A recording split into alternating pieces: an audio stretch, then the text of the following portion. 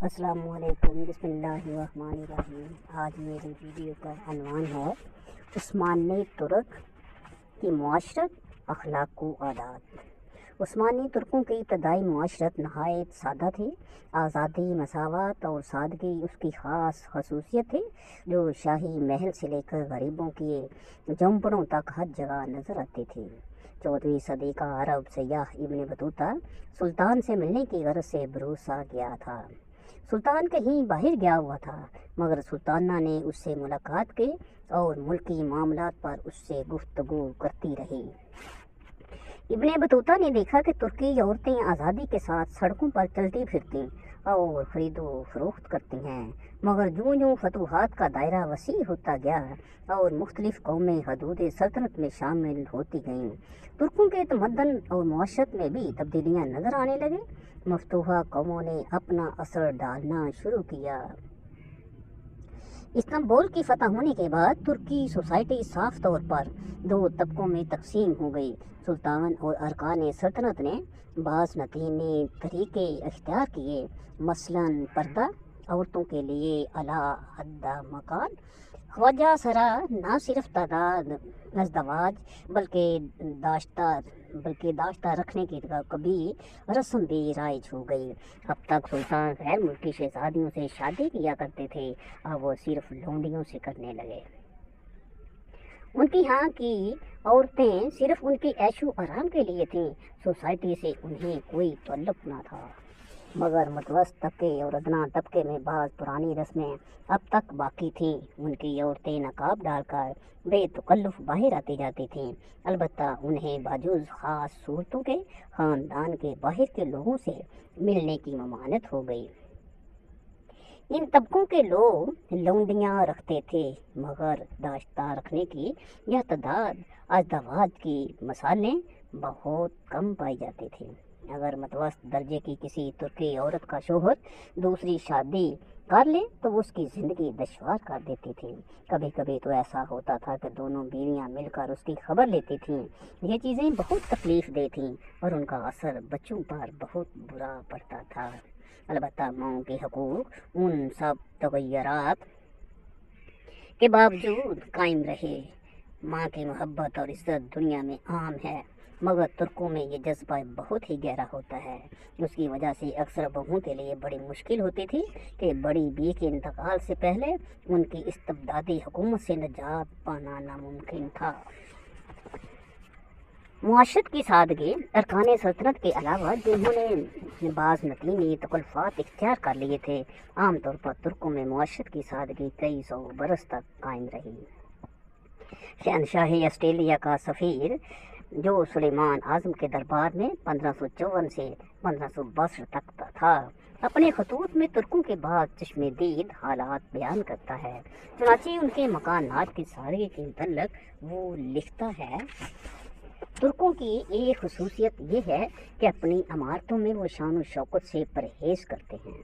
बातों पर तवज्जो करना उनके ख्याल में गुरूर और खुदबीनी की अलामत है। गोया इंसान दुनिया में हमेशा रहने की तवक्को करता है। वो अपने मकानों को वैसा ही समझते हैं जैसा कि एक मुसाफिर सराय को समझता है। अगर वो चोरों से महफूज हों और गर्मी, सर्दी और बारिश से बचे रहें तो उन्हें ज़्यादा तकल्लुफ़ात की ज़रूरत नहीं। यही वजह है कि पूरी तुर्की में तुमको कोई दौलतमंद आदमी भी मुश्किल से ऐसा मिलेगा जिसका मकान आलीशान हो।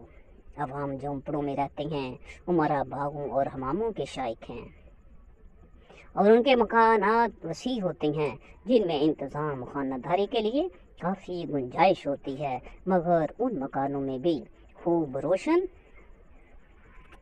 बरसाती या हाल काबिल दीद नहीं होते और ना उनमें कोई ऐसी चीज़ होती है जो आलीशान या जाजिब नज़र हो। सुलेमान आज़म का अहद सल्तनत उस्मानिया के औजी कमाल का अहद था। इस ज़माने में तुर्कों की ये सादगी तवज्जो खेज़ है। मकानात के अलावा ग़ज़ा की सादगी का भी यही हाल था। तुर्क खाने पीने में इतनी ख्वाहिशार हैं और उन्हें मज़ेदार चीज़ों का इस कदर कम शौक़ है कि अगर रोटी, नमक और लहसुन या प्याज मिल जाए और एक किस्म का तुर्किश दूध जिसे वो बरगूरत कहते हैं तो फिर उनको और किसी चीज़ की ज़रूरत नहीं होती। वो इस दूध को बहुत ठंडे पानी में मिलाकर रोटी के टुकड़े उसमें डाल देते हैं और बहुत गर्मी और प्यास की हालत में उसे खाते हैं। हमने भी अक्सर शदीद गर्मी में उससे बहुत फ़ायदा महसूस किया। ये ग़िज़ा ना सिर्फ उस जायका और काबिल हज़म होती है, बल्कि उसमें प्यास बुझने की भी एक गैर मामूली खासियत होती है। तमाम कारवां सराओं में जो तुर्की सराय हैं, जैसा कि पहले बताया गया है, तुरश दूध और दूसरी किस्म की मज़ेदार चीज़ें कसरत से फ़रोख्त होती हैं, क्योंकि तुर्क सफ़र की हालत में गर्म खाने और गोश्त की ज़रूरत नहीं महसूस करते। उनके जायके की चीज़ें तुरश दूध, खुशक आलू बुखारा, शफ्तालू, अंजीर, मनक्का और शाहदाना होती हैं। ये सब चीज़ें साफ पानी में उबालकर मिट्टी की बड़ी बड़ी कश्तियों में रख दी जाती हैं। हर शख्स अपनी पसंद की चीज़ खरीदता है और उस फल को रोटी के साथ बतौर चाट और चटनी के खा लेता है और खाने के बाद बचा हुआ अरक पी जाता है। इस तरह उनकी ग़िज़ा में बहुत कम सरफ होता है, इतना कम कि शायद हमारे मुल्क में एक आदमी अपने खाने पर जितना एक रोज़ में खर्च करेगा, उससे कम में एक तुर्क 12 रोज़ तक खा लेगा। उनकी पुरतकल्लुफ़ दावतों में भी अमूमन सिर्फ केक, मीठा कुल्चा और दूसरी किस्म की मिठाइयाँ होती हैं और इनके अलावा मुख्तलिफ़ किस्म के चावल और भेड़, बकरी और चूजे का गोश्त होता है। तुर्कों की शहरी और देहाती ज़िंदगी पर एक नहायत दिलचस्प किताब है। वो सुल्तान अब्दुल हमीद के अहद में तुर्की गई थी। उसने तुर्कों के मुआशरत के जो हालात लिखे हैं, वो एक तवील अय्याम के ज़ाती मुशाहिदात पर मबनी है। तुर्की मकानों के मुतल्लिक़ उसके बयान करदा है। उस्मानियों की एक नुमायाँ खुसूसियत ये है कि वो मकानों के लिए फितरतन खूबसूरत मकामात पसंद करते हैं, जहाँ दरख्तों का साया हो, ठंडे चश्मे हों और वसी मैदान हों। इस हुस्ने ज़ौक़ की बना पर उन्होंने अपने मकानात ऐसी जगहों पर बनाए हैं जो अज़मत, शान और खूबसूरती के लिहाज से बेमिसाल हैं। इन 7 पहाड़ियों के अलावा जिन पर इस्तांबुल मिस्र रोमा के आबाद है, तुर्कों ने बास्फोरस और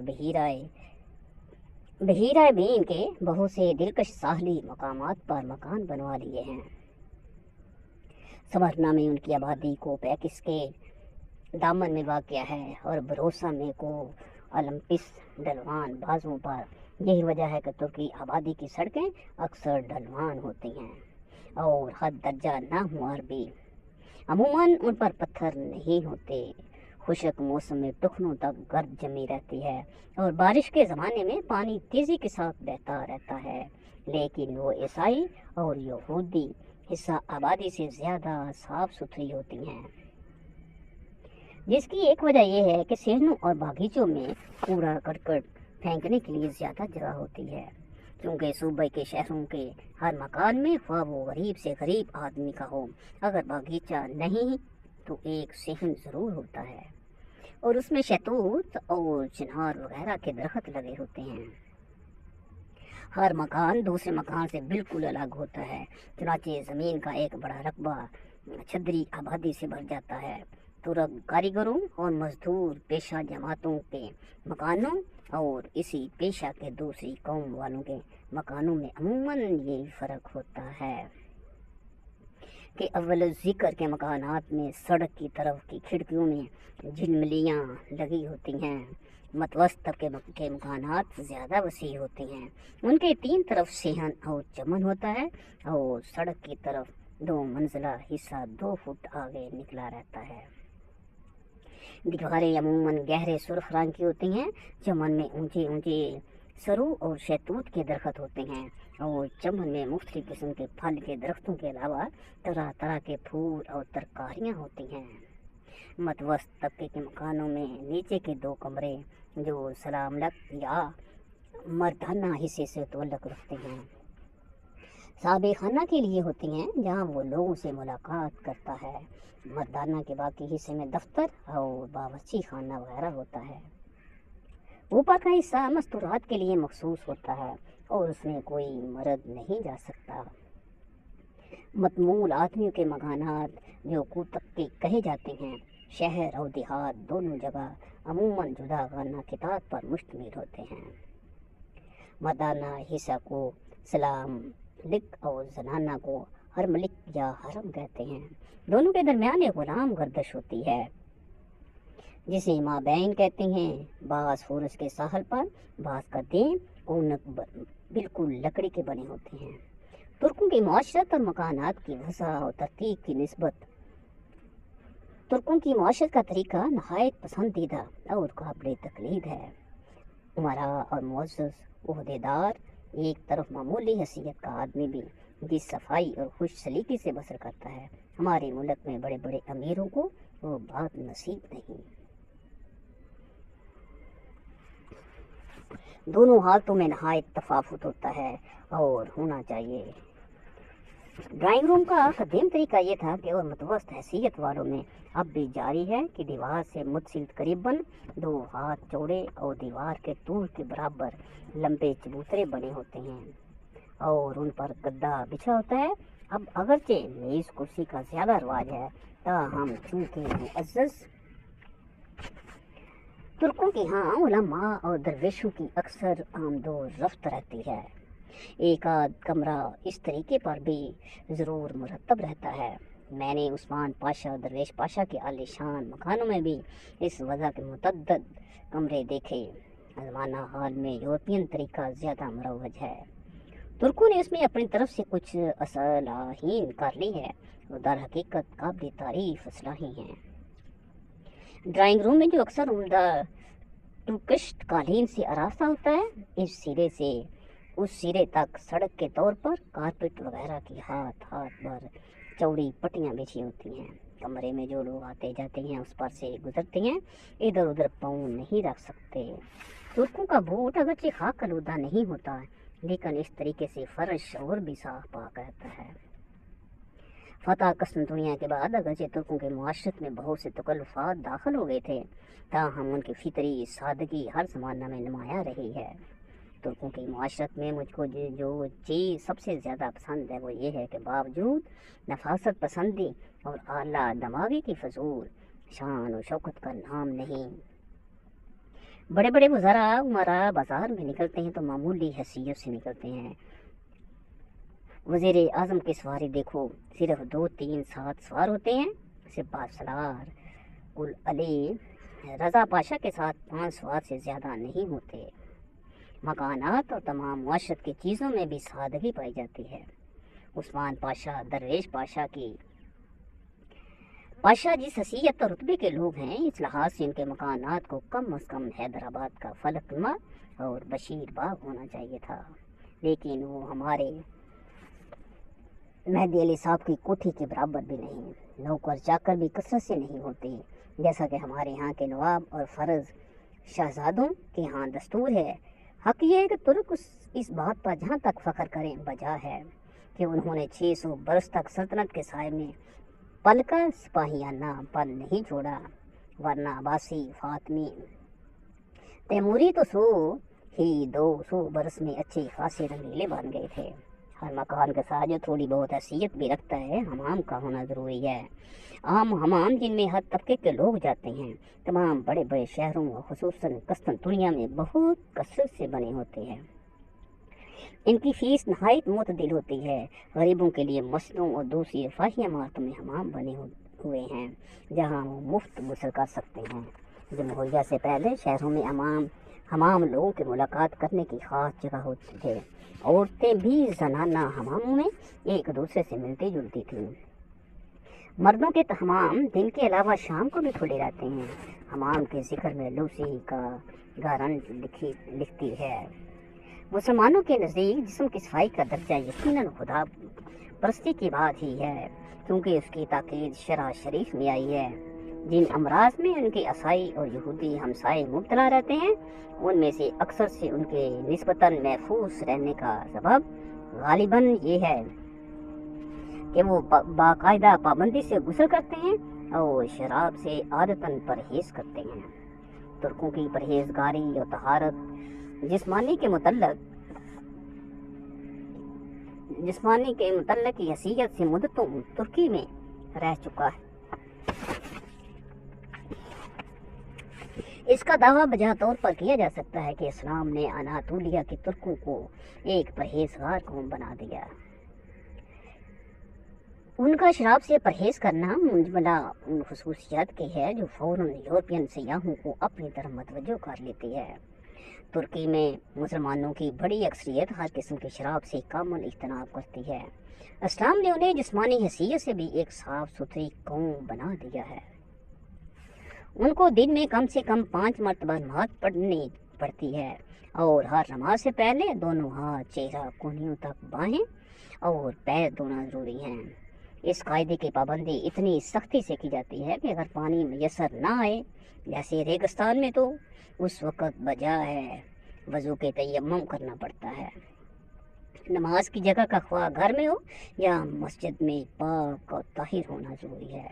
بعض حالتوں میں جاسد سے پاک کرنے کے لیے پورے جسم کو دھونے کی تعلیم، کھانے سے پہلے ہاتھ دھونا، ہمیشہ اپنے گھروں اور جسموں کو صاف ستھرا رکھنا، ان چیزوں نے ان میں صفائی کی عادت پیدا کر دی۔ اندرون ملک میں سفر کرتے ہوئے اتنے یورپین اثرات مشکل سے داخل ہوئے ہیں۔ غریب سے غریب ترکی گھر کی غیر معمولی صفائی دیکھ کر حیرت ہوتی ہے۔ ان کی مثال کا کچھ اثر ان کے عیسائی ہمسایوں پر بھی ہوا۔ اگرچہ سیاح اکثر و بیشتر یہ دیکھتا ہے کہ عیسائی اپنے مکانوں کے قریب غلاظت اور گندگی ڈال دیتے ہیں جسے کوئی ترک اپنے مکان کے قریب گوارا نہ کرے گا۔ جسمانی صفائی کے معاملے میں بھی دونوں میں یہی فرق۔ ایک دیہاتی کعوہ خانہ میں جب ایک عیسائی کسان سے یہ پوچھا گیا کہ سفر پر روانہ ہونے سے پہلے کیا وہ پسند نہیں کرتا کہ ہاتھ منہ دھو ڈالے، تو اس نے جواب دیا، میں کوئی ترک ہوں کہ ہمیشہ اپنے آپ کو دھوتا رہوں۔ انجمن اتحاد و ترقی کے ایک ممتاز رکن نے دعوے کے ساتھ یہ کہا کہ میرے مذہب کی خاص خوبی یہ ہے کہ وہ لازمی طور پر مفید صحت ہے۔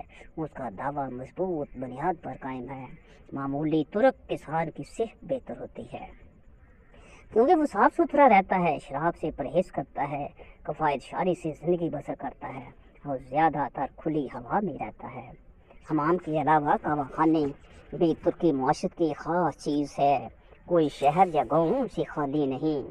شہروں میں ان کی وہی کثرت ہے جو ہمارے ملک میں پان کی دکانوں کی، مگر پان کی دکانیں لوگوں کو ملنے جلنے کی جگہ نہیں ہوتی۔ برخلاف اس کے کعوہ خانوں میں ترک ملاقات کی غرض سے بھی جاتے ہیں۔ وہاں خانگی معاملات سے لے کر ملکی اور غیر ملکی سیاست تک ہر قسم کی باتیں ہوتی ہیں۔ عوام کو تبادلہ خیالات کا موقع کعوہ خانوں سے بہتر کہیں نہیں ملتا۔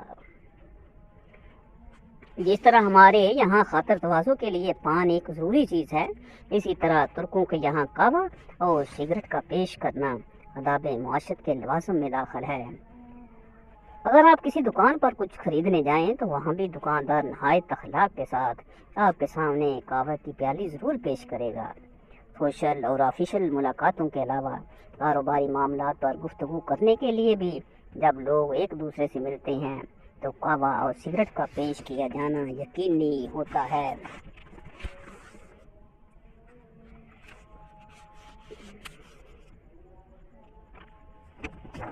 ترکوں کی معاشرت کے متعلق ترکی شہری زندگی کی ایک اور قابل ذکر خصوصیت اس کی انتہائی سنجیدگی اور شائستگی ہے۔ مختلف قوموں کی آمیزش اور پولیس کے سپاہیوں کی کمی کے باوجود سڑکوں پر جھگڑے، فساد یا ہنگامے شاذ و نادر ہوتے ہیں۔ جو ہوتے بھی ہیں ان کے ذمہ دار عموماً یونانی، یہودی یا غیر ملکی ملاح ہیں۔ پیدل چلنے والے تنگ سڑکوں میں ایک دوسرے کے لیے نہایت خوش اخلاقی کے ساتھ راستہ خالی کر دیتے ہیں اور آپس میں سلام کرتے جاتے ہیں۔ حمال اپنی پیٹھ پر بھاری بوجھ لادے ہوئے یا گاڑی ہانکنے والا برابر ہٹو ہٹو کی صدا لگاتا رہتا ہے اور یہاں وہ پن اور وحشیانہ پن بہت کم ملتا ہے جو مغرب کے شہروں میں عام طور پر پایا جاتا ہے۔ البتہ امن عامہ کے حالات میں مختلف جگہوں کے لحاظ سے بہت کچھ اختلاف ہے۔ مثلاً سمرنا میں جو ایشیا میں واقع ہے اور کسی حد تک قسطنطنیہ میں بھی غیر ملکی خواتین کامل حفاظت کے ساتھ سڑک کے ایک طرف سے دوسری طرف جا سکتی ہیں، بابائے سفورس کے اسٹیمروں پر سفر کر سکتے ہیں، لیکن سالونیکا میں جو یورپ میں واقع ہے، معمولی حالات میں بھی کوئی خاتون بغیر